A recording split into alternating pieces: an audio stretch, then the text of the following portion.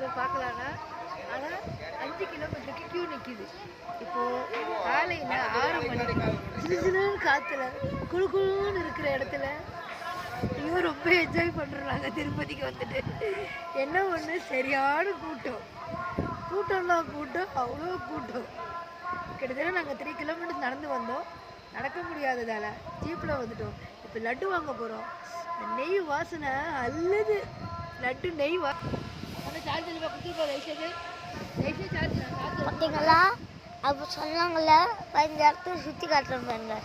செம்ம இது போயிருக்கா, செம்ம காத்தாட்டிக்குதுக்கா. அடிக்கிறேன் மறண்டே போயிடும், நடுங்குது பாருங்க.